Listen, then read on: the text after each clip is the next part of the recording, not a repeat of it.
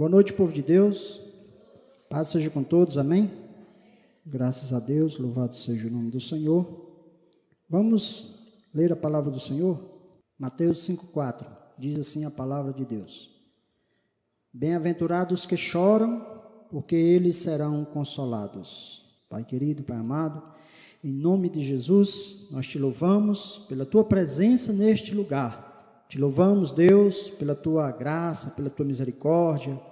Pedimos agora, meu Deus, a tua misericórdia sobre as nossas vidas, neste momento em que vamos ouvir a tua palavra. Que o Senhor possa, meu Deus, falar conosco profundamente aos nossos corações, meu Deus. Que não seja o homem a falar, mas que seja o teu Espírito Santo a ministrar a todos nós nessa noite. No nome de Jesus, Pai. Que assim seja, amém e graças a Deus. A palavra de Deus, irmãos, ela nos exorta a vivermos em alegria. A alegria do Senhor é a nossa força. Alegrai-vos. Amém? Jesus, ele vai falar para os seus ouvintes naqueles dias que bem-aventurados são os que choram. Vejam, que a palavra de Deus parece que, às vezes, ela se contradiz. E em algumas vezes que eu tenho falado aqui para os irmãos, a palavra, não existe contradição na palavra. Existe, às vezes, uma falta de entendimento nosso a respeito daquele versículo, a respeito daquela palavra. Então, como a Bíblia pode dar uma orientação para que a gente seja alegre, que a gente busque a alegria, que a gente viva em alegria, e ao mesmo tempo diz que bem-aventurado é aquele que chora. O sermão de Jesus, conhecido como o Sermão da Montanha, ele, com certeza, irmãos, aqui, ele não está falando do choro comum. Então, o primeiro ponto que a gente tem que entender é que esse aqui não é o choro quando morre alguém da tua família. Você não está sendo bem-aventurado ou feliz, mais que feliz, ou quão felizes são aqueles que choram quando um parente morre. O sentido não pode ser esse, né? Não pode ser esse. Ou não pode ser quando você, de repente, tem uma perca, sei lá, de repente a pessoa tem um namorado, um noivo, um esposo, e é abandonado. Com certeza não é o choro dos abandonados. Porque o abandonado, ele chora a ausência, ele chora de saudade. Não deve ser esse choro, porque senão, né, já imaginou? Quantas pessoas que não creem em Deus, que não tem Deus no coração, mas quando tem uma perca, quando quando está de luto, ou quando está doente, ou quando está com dor, chora. Então não deve ser esse tipo de choro. Não é o choro dos deprimidos. Com certeza não é o choro das pessoas que estão passando por um momento de depressão, que choram copiosamente, sem motivo, apenas uma questão química que acontece no cérebro da pessoa e faz com que ela esteja muito sensível, muito, muito frágil, e então ela chora de dia e de noite, ninguém pergunta, mas por que você está chorando? Né? Você pergunta para a pessoa, às vezes a pessoa tem uma vida boa, às vezes a pessoa tem uma família, às vezes a pessoa tem um emprego, está com saúde, mas ela chora. Com certeza não deve ser esse choro, né? Senão a gente ia buscar viver assim. A gente não busca viver assim. A gente busca viver o oposto disso, né?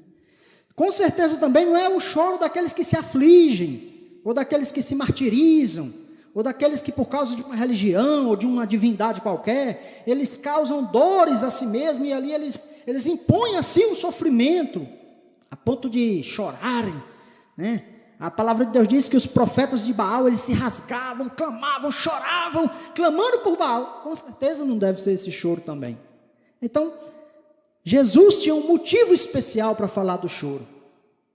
E Jesus, quando ele fala desse choro, com certeza deve ter uma conotação muito mais profunda, muito mais espiritual, muito mais elevada do que aquela que nós conhecemos no nosso dia, dos nossos choros, das nossas lágrimas, das nossas decepções, das nossas dores, das nossas enfermidades, ou das nossas percas, dos nossos lutos, ou dos nossos fracassos pessoais, ou de tudo isso que a vida traz para a pessoa.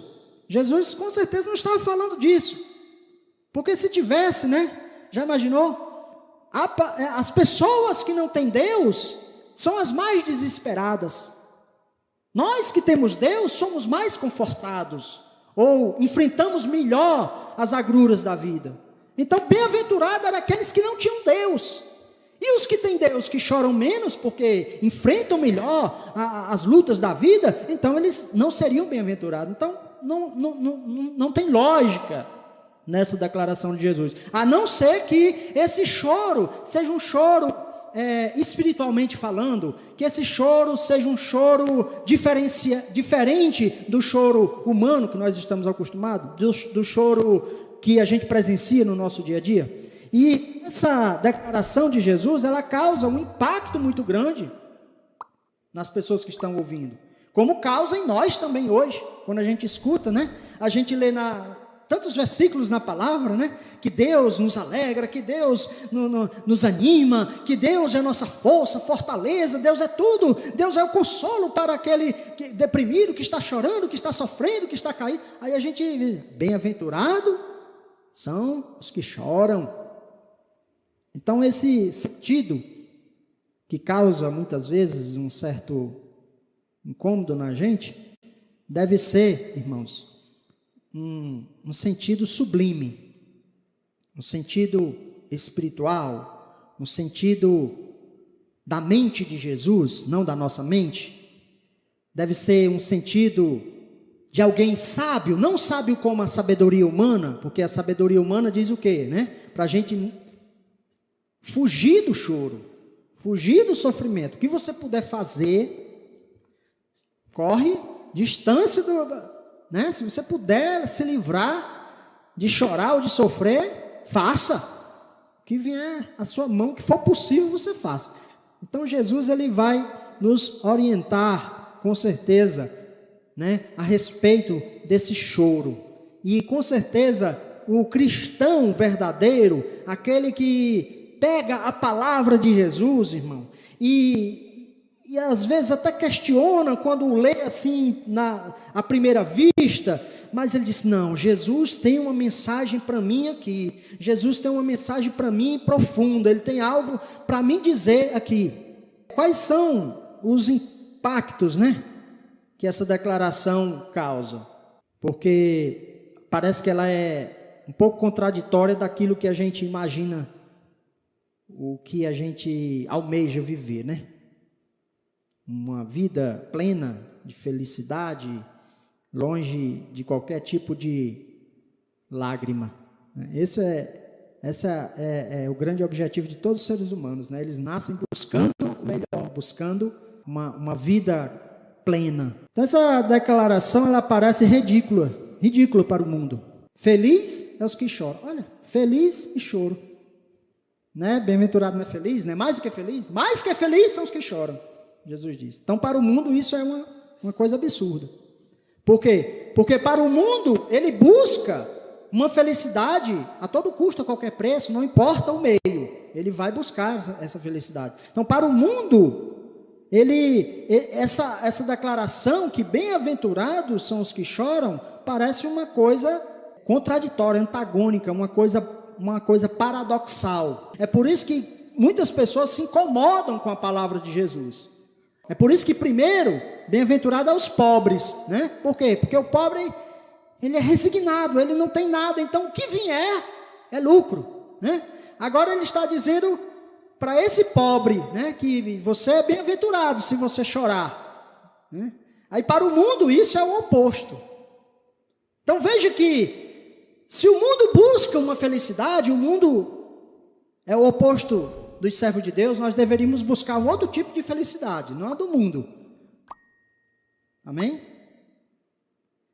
Se o mundo tem tanto medo do choro que Deus disse que é para a gente chorar, a gente deve buscar esse choro. Porque senão nós vamos fazer igualzinho eles, né? Então, para o mundo isso é uma coisa realmente que chega às beiras do absurdo. Porém, para os crentes também, isso não é muito popular, isso não é muito aceitável. Para os crentes, para a igreja, principalmente a igreja moderna, Esse é um tipo de mensagem que não tem na casinha das promessas, né? Naquela caixinha das promessas, com certeza não vai ter. Bem-aventurados que choram, né? Porque lá só vai ter coisa positiva. Para os crentes hoje que pregam, né, um tipo de evangelho, um evangelho triunfalista, ilusório, baseado apenas no aqui, no agora, no material, no dinheiro, no bem-estar, nos prazeres,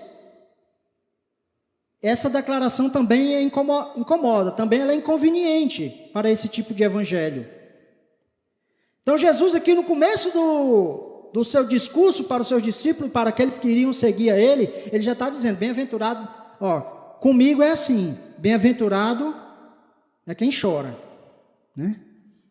Se você busca uma vida de alegria, de prazer, de plenitude na sua forma de ser, de viver, de sentir, essa não é a vida de seguir a Jesus. Então, para os cristãos modernos, que vivem uma espécie de torpor, eles vivem uma espécie de anestesia espiritual, eles vivem como se estivessem drogados, uma espécie de droga, um alucinógeno. O cara chega na igreja e você não sabe nada da vida dele, o que ele tem passado, o que ele tem vivido, o tipo de vida que ele tem levado.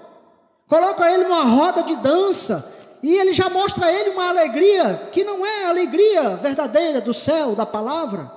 É uma alegria tal e qual a do mundo, que é uma alegria fracassada, que é uma alegria que não vai dar em nada, que é uma alegria que todos buscam, mas buscam erroneamente, porque os seguidores de Cristo, primeiro, antes da alegria, vem primeiro o choro. Amém? Antes da alegria vem primeiro o choro. O mundo não, primeiro ele se alegra, aí depois ele vai chorar. Tardimente, aí vai chorar. Então, o cristão ele tem que pensar um pouco diferente, mas a igreja moderna, a igreja atual, hoje, ela tem essa dificuldade. E ela produz o quê? Crentes deformados. Ela produz uma geração de crentes supostamente felizes, alegres, que ainda não entenderam a verdadeira mensagem do Evangelho, que ele não será bem-aventurado com essa alegria fingida, com essa alegria mal entendida, mal interpretada, né? E aqui eu espero que no final eu consiga dizer para os irmãos qual é a verdadeira alegria do crente, e não essa alegria que as pessoas estão buscando. Eu acho que é mais ou menos, irmãos, às vezes, religiosamente falando, o que muitas igrejas fazem, é mais ou menos o que as pessoas, os traficantes fazem lá nas bocas. Ele engana a pessoa, olha, toma isso aqui é bom, isso aqui é legal, né? Aí a pessoa vai e cai. Depois que ela cai, ela está no inferno, mas ela acha que está bem.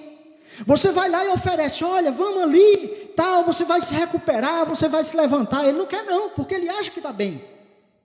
Então um crente enganado dentro de uma igreja, achando que está feliz, quando na verdade ele nem nasceu de novo ainda, ele nem se arrependeu ainda, ele não soube nem o que é chorar ainda na presença de Deus, irmão, coitado. Ele está perdido e não sabe. Então Jesus está mostrando aqui isso. Então ele está tentando dizer que para o mundo isso é um absurdo, mas para um crente que não entende o verdadeiro significado do Evangelho, também é um absurdo, porque ele não quer viver, ele não quer sentir a realidade da palavra de Deus, que muitas vezes causa dor, que muitas vezes causa tristeza, causa choro. Então, irmãos, por que nós devemos chorar, né? Por que nós devemos chorar? A palavra diz que é bem-aventurado quem chora, né? E aqui eu não estou falando de chorar, apenas derramar lágrimas, não, porque até os crocodilos derramam lágrimas, diz, né? As lágrimas de crocodilo, diz que é porque quando ele está lá comendo a presa, ele chora, ele derrama lágrimas. Não é essa lágrima, né? A pessoa que é sensível, que é um ator, um verdadeiro ator, uma verdadeira atriz, qualquer coisinha chora, molha o rosto e se enxuga, não é nesse sentido, né? Com certeza o sentido aqui é muito mais profundo, mas vamos entender. Quem é o nosso maior exemplo de vida? Quem a gente deve seguir? Quem a gente deve... Jesus. A palavra de Deus, ela mostra 2 momentos que Jesus chorou. Primeiro, foi quando Lázaro morreu. Ele chorou por seu amigo Lázaro. E o segundo foi quando ele chegou em Jerusalém e viu a cidade e chorou sobre Jerusalém. Então, há um motivo para a gente entender o motivo do choro de Jesus. Primeiro, qual? O meu amigo morreu. Por que Lázaro morreu? Porque, irmãos, a humanidade morre. Porque a humanidade adoece e morre. Porque a humanidade sofre. Porque as pessoas que você ama, elas padecem nessa vida. Porque a vida, ela você não está no paraíso, né? Você não, por mais que coisas boas e bênçãos que você receba, e por mais que você seja amigo de Jesus, e seja um amigo do peito, como Lázaro era, mas chega um dia que aquela seta do pecado vai atingir a mim, a você e a todos nós. Então essa seta do pecado, essa seta da morte, a seta da tristeza, do luto, do choro, um dia chegou para o amigo de Jesus, e Jesus chorou. Ou seja, choro por causa do que o pecado causa à humanidade. É um motivo de se chorar. Jesus chorou por esse motivo. Por que Lázaro morreu? Não era para Lázaro morrer, né? Se não fosse a doença do pecado, a gangrena do pecado, Lázaro não teria esse fim tão triste, né? E a palavra é clara quando diz que ele cheirava mal, né? Ele cheirava mal. Por quê? Porque ali o amigo de Jesus se decompõe, né? O amigo de Jesus, a morte tem poder sobre ele, e isso é motivo de choro. Por esse motivo nós deveríamos chorar. Amém? Jesus chora por Jerusalém. Por quê? Porque Jerusalém rejeita Jesus, porque Jerusalém rejeita a palavra, porque Jerusalém, ela foi tratada por Deus em diversos momentos, em diversas oportunidades, e Deus tenta trazer ela e colocá-la debaixo das suas asas, mas eles são rebeldes, eles se afastam de Deus, eles vão para longe de Deus, e Jesus chora por causa disso. E isso deveria ser também um motivo para nós chorar, por ver o pecado, por ver as pessoas distantes, por ver as pessoas rejeitarem a Deus, por ver as pessoas não se importarem com a palavra e com as oportunidades que Deus dá. Amém? Quantas pessoas hoje estão tendo oportunidade, né, irmãos? Quantos já se foram? Que foi motivo de choro e de pranto. Mas quantos tiveram oportunidade? Eu tive oportunidade. Muitos de vocês já tiveram oportunidade. Não é verdade? E como é que a gente vai ficar diante dessa oportunidade que nos é dada? Quantas oportunidades foram dadas a Jerusalém? E Jesus olhou para ela e chorou. Então Jesus, ele chora, né? Segundo, chorar por si mesmo. Paulo era um homem, irmãos, que ele se converteu a Deus. Ele se converteu, ele viu a imagem de Jesus, ele teve uma presença com Jesus. Mas quando você lê as cartas de Paulo, irmão, você pensa que você está ouvindo a declaração de um estuprador. Você pensa que você está ouvindo a declaração de um homem que matou milhares de pessoas. Você pensa que está ouvindo a declaração de uma pessoa que fez maldades terríveis. Realmente ele fez, porque ele perseguiu a igreja e tudo mais. Mas ele não se contentava com o seu passado. Às vezes eu vejo alguns irmãos dando testemunho do seu passado tenebroso, com uma certa satisfação, com certo orgulho. Não, Paulo não tem orgulho do seu passado, ele tem tristeza do seu passado, ele chora pelo seu passado, ele se angustia pelo seu passado. O seu passado de pecado é algo terrível para Paulo. Nós vemos isso lá em Romanos capítulo 7. Capítulo 7 de Romanos, versículo 14 em diante, diz assim: porque bem sabemos que a lei é espiritual, mas eu sou carnal. Olha o que Paulo está dizendo: eu sou carnal, vendido sobre o pecado. Porque o que eu faço, eu não aprovo. Mas o que eu quero, isso eu não faço. Mas o que eu aborreço, isso eu faço. E se faço o que não quero, consinto com a lei que é boa. De maneira que agora já não sou eu que faço isso, mas o pecado que habita em mim. Porque eu sei que em mim, isto é, na minha carne, não habita bem algum. E com efeito, o querer está em mim, mas não consigo realizar o bem, porque não faço o bem que eu quero, mas o mal que não quero, esse eu faço. Ora, Se eu faço o que não quero, já não faço eu, mas o pecado que habita em mim. E acho, então, esta lei em mim, que quando quero fazer o bem, o mal está comigo. Porque, segundo o homem interior, tenho prazer nas coisas de Deus, mas vejo nos meus membros outra lei, que batalha contra a lei do meu entendimento, e me prende debaixo da lei do pecado, que está nos meus membros. Miserável homem que sou, quem me livrará do corpo desta morte? Você vê uma pessoa que nem Paulo falar isso aqui? Né, irmãos? Isso aqui é sentir tristeza por cada erro, por cada falha, por cada pecado, por cada palavra. Desde aquelas da antiguidade, age agora. Ele diz que agora a lei está sobre ele e ele não consegue fazer.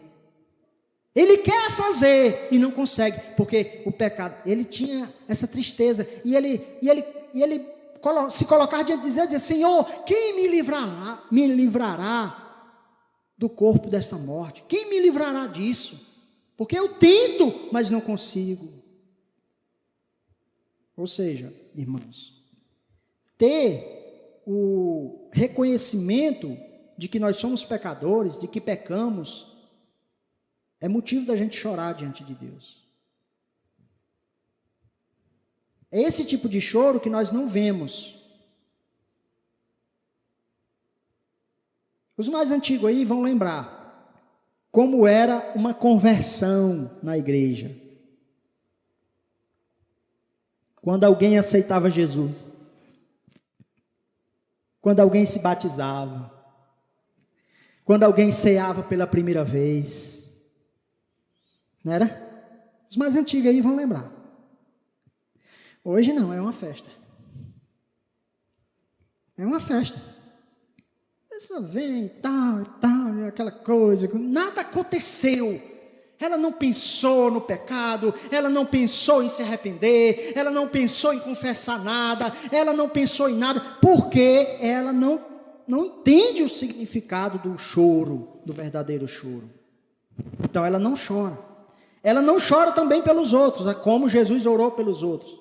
Ela vê o mundo pecando, ela vê o homem errando, ela vê as pessoas descendo ao inferno, ela vê as pessoas se esbaldando no pecado, a pessoa, o crente hoje, irmão, ele anda tão próximo do pecado que ele nem sabe quem é mais pecador, se é ele ou se é o ímpio. Aliás, tem crente que acha que o ímpio é até melhor do que ele.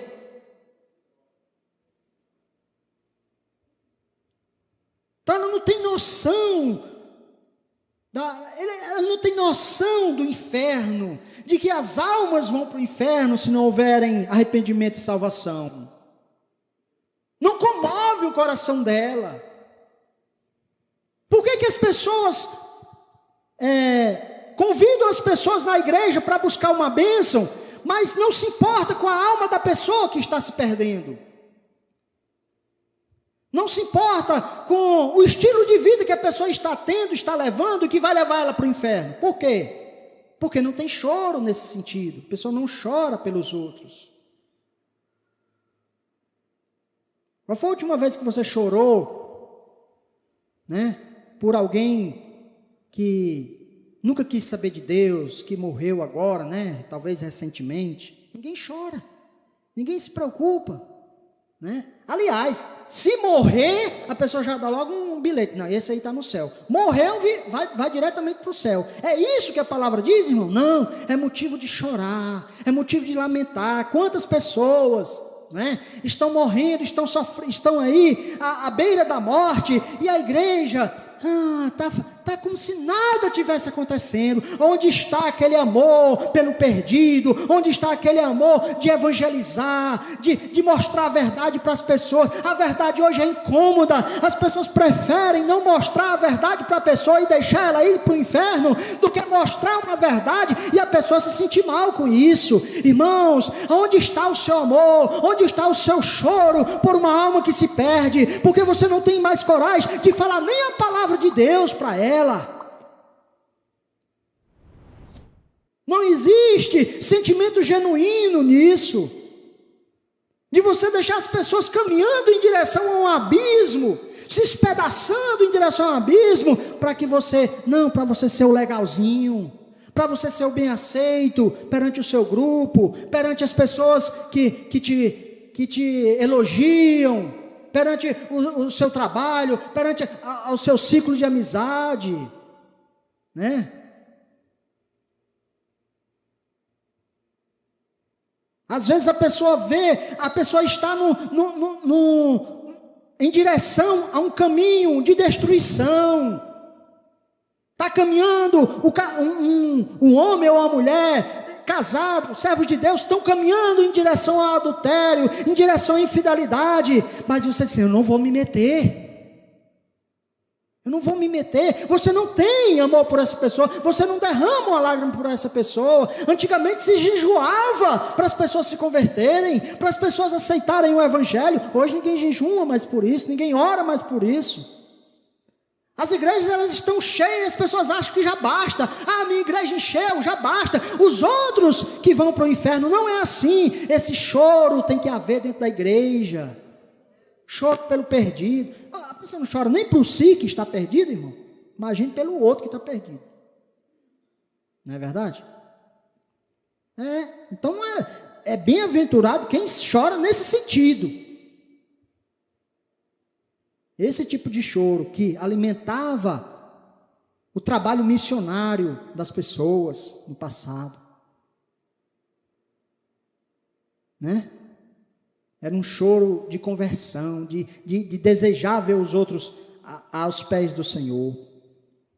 Chora, por quê que o crente deve chorar? Chora porque ele sabe que feriu a Deus, que agravou a Deus, que atingiu a Deus. Ele sabe da responsabilidade que ele tem, que, olha, irmãos, ele não consegue enxergar Jesus pregado na cruz por causa dele. Ele não consegue ver isso, ele não consegue chorar por causa disso, ele não consegue dizer, eu matei Deus, eu matei Jesus, eu matei o Filho de Deus, ele desceu do céu e veio morrer, ele morreu, ele sofreu, ele padeceu. A pessoa não consegue chorar por causa disso, ele não consegue ver que os seus pecados agridem Deus, que os seus pecados entristecem Deus, ele não consegue chorar por causa disso. Então se a pessoa não chora por causa disso, está tudo bem para ela.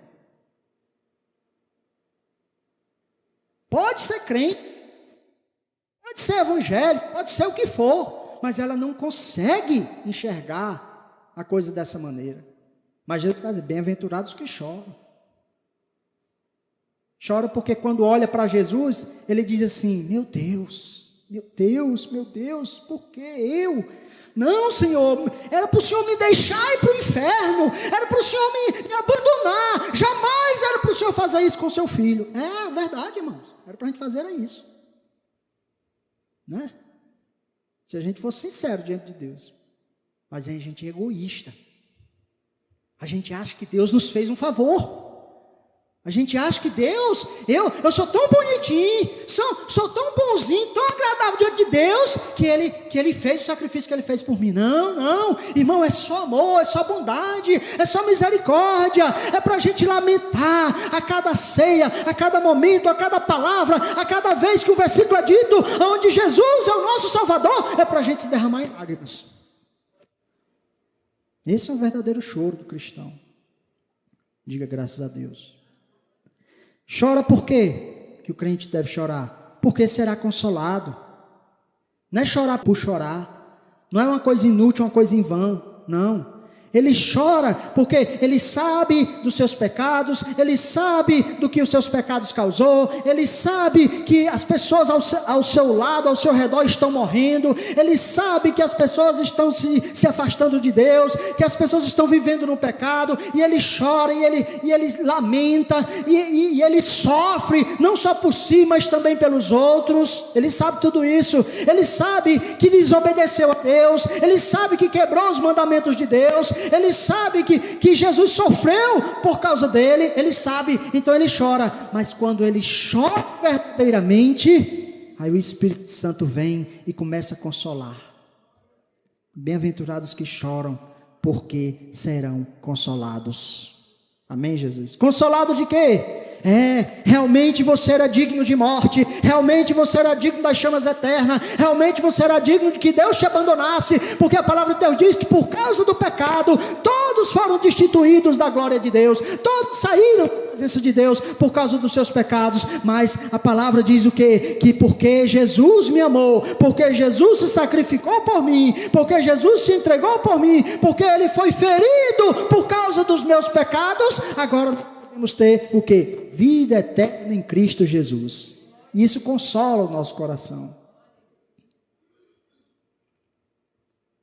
E esse consolo, muitas vezes, vem com um misto de alegria e choro ao mesmo tempo. Você já viu aquela pessoa chorar de alegria? Não, você está chorando, fulano? Não, estou chorando de alegria. Você já viu alguém dizer isso? É quando a gente é consolado por Deus. É quando a gente entende o que Ele fez por nós. É quando a gente compreende verdadeiramente a palavra do Evangelho. Aí, mesmo chorando, aí sim, aí vem a alegria de Deus. Louvado seja o nome do Senhor. Diga graças a Deus.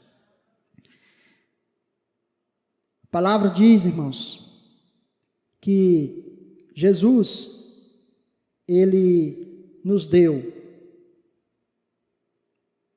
para os chorões, para os que choram. Não chora segundo o mundo. Não chora porque é mais sofredor do que outras pessoas. Não chora porque é mais azarado do que outro. Ou porque sofreu mais penúria nessa vida do que outro. Não. Mas chora por essas coisas que eu citei aqui. Chora pelos seus pecados, pelo seu estado diante de Deus. Chora pelas misérias, as mazelas que existem aí no mundo, pelo que o homem está fazendo consigo mesmo, a violência, a guerra, a destruição. Isso é motivo do nosso choro. Porque as pessoas se matam, porque as pessoas guerreiam, porque, é motivo do nosso choro. E quando as pessoas, elas entendem o verdadeiro significado do bem-aventurados são os que choram, ela sabe que ela vai receber de Deus o consolo. Diz assim a palavra de Deus, lá em Tito capítulo 2, versículo 13. Enquanto aguardamos a bendita esperança, a gloriosa manifestação do nosso grande Deus e Salvador, Jesus Cristo, louvado seja o nome do Senhor. Nós aguardamos uma bendita esperança. Então, ainda que a gente chore hoje, pelos nossos fracassos, pelas nossas misérias, pelas nossas dores, ou pelos nossos pecados, ou pelo mal que ele causa em nós. Quantas pessoas choram, irmãos, pela sua vida pregressa, que ela errou tanto e ainda hoje, é crente já há 10, 20 anos, mesmo assim ela ainda colhe os frutos da sua vida passada, Mas esse choro todo, a palavra de Deus diz que se você chora verdadeiramente diante de Deus, não no sentido mundano do choro, mas no sentido espiritual do choro, louvado seja Deus, você recebe de Deus uma bendita esperança. Qual é a bendita esperança? É que um dia essas lágrimas vão ser enxugadas. Amém, Jesus? E um dia essa dor vai passar. Que um dia a morte não vai ter mais domínio sobre esse corpo mortal. A palavra de Deus diz isso? Diz. A palavra de Deus, ela nos mostra que nós temos uma bendita esperança. Isso é que nos consola. Nós somos bem-aventurados porque mesmo sofrendo, ou padecendo, ou chorando, ou se lamuriando muitas vezes por conta da vida que nós temos, ou que tivemos, ou por conta, às vezes, das consequências dos nossos erros, dos nossos pecados, quando nós nos aproximamos de Deus, quando nós choramos nos pés do Senhor, nós não recebemos nada mais, nada menos do que a alegria que vem do alto. Amém, Jesus? É essa alegria que deve ser buscada. É essa alegria que deve ser buscada pelo crente. A alegria que vem de Deus. O que é que as pessoas buscam? A alegria do mundo. A alegria do mundo. Que o mundo busca. E as pessoas ainda usam o versículo e dizem assim, mas tudo que está na terra é para a gente se deleitar. Mas viva só desse deleite. Não olhe para esse tipo aqui de alegria, não. Não pense nessa alegria que é superior, não. Não pense nessa alegria que é espiritual, não. Não pense nessa alegria que é sobrenatural, não. Pense só nessa daqui da terra para ver o que vai acontecer com você. Então a palavra diz, lá em Romanos 12:12, alegrai-vos na esperança. Sede paciente na tribulação, perseverai na oração. É engraçado, né? Que a mensagem sempre está dosando, né? Fala de alegria, mas diz que está atribulado, né? Choro e bem-aventurança. Porque nós não vivemos, irmãos, numa ilusão. A mensagem do Evangelho não é ilusória. Tem glórias? Tem! Mas tem espinhos, tem cruz. Tem choro, tem lágrima. Amém, Jesus? Ninguém vai negar as glórias que estão. Mas essas glórias, elas devem estar embasadas numa esperança não terrena, humana, material, apenas aqui desse plano, mas das coisas espirituais. E Romanos 8:18, porque para mim tenho por certo de que as minhas aflições deste tempo presente, aflições desse tempo presente, amém?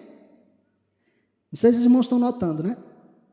No 12 ele diz, alegrai-vos na bendita esperança, sede paciente na tribulação. Glória a Deus. Tem coisa boa vindo por aí. Mas fica firme aí no momento da tribulação. Amém? No 8:18 ele diz, porque para mim tenho por certo de que as aflições desse tempo presente não são de se comparar com a glória que em nós há de ser revelada. Há uma glória a ser revelada, há uma bênção a ser revelada, há uma bem-aventurança para nós, depois de que todo esse choro passar. Diga graças a Deus. Louvado seja o nome do Senhor.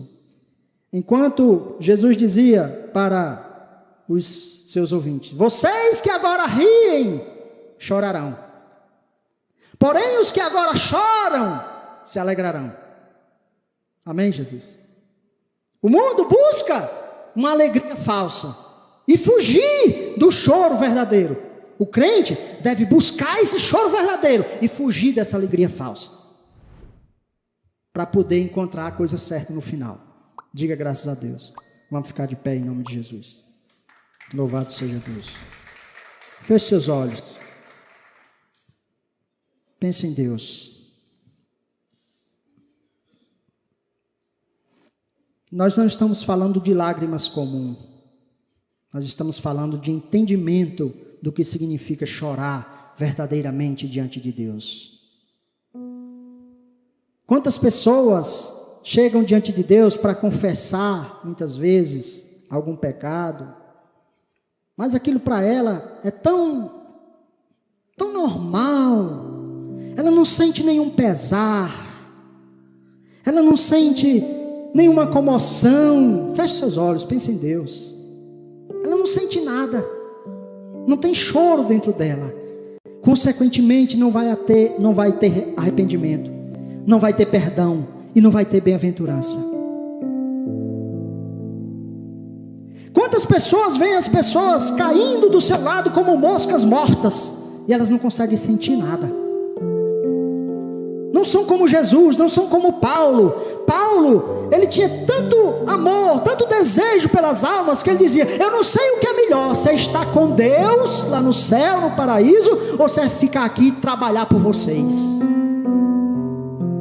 Ele chorava pelos seus, pelas suas igrejas, pelos perdidos, pelos homens que desciam ao inferno, achando que estavam indo para uma festa, para um banquete. Que é assim o homem do mundo. Ele caminha em direção ao inferno como se estivesse indo para um lugar de deleite. O crente é o contrário. Ele vai em direção ao céu, subindo com dificuldade, com os pés sangrando, com lágrimas nos olhos, mas ele sabe o que o aguarda do outro lado, as glórias eternas. Irmãos, bem-aventurados que choram, porque serão consolados. Bem-aventurados que entendem esse choro verdadeiro,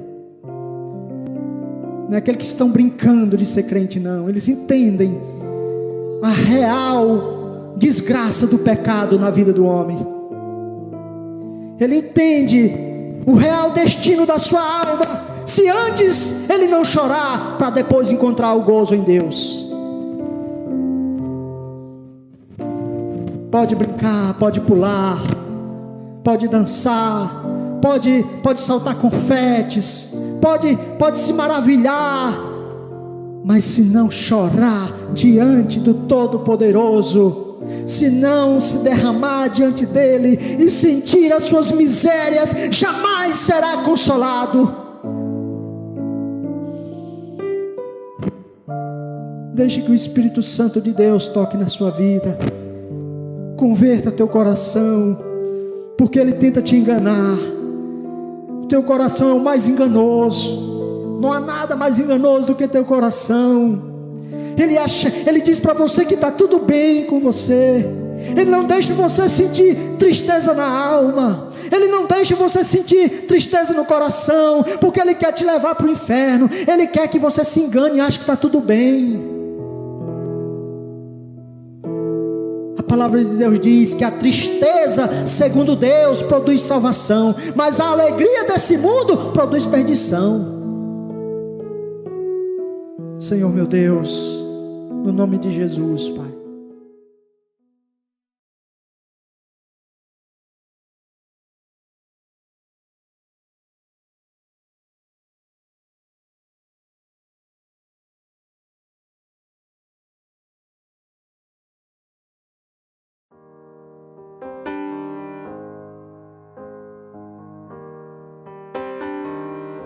A paz e a graça do nosso Senhor e Salvador Jesus Cristo esteja com todos. Eu sou Hildeberto e este é o canal O que a Bíblia Diz. Esse canal tem o objetivo de trazer a palavra de Deus, o ensino, a compreensão e o esclarecimento de textos difíceis da Bíblia.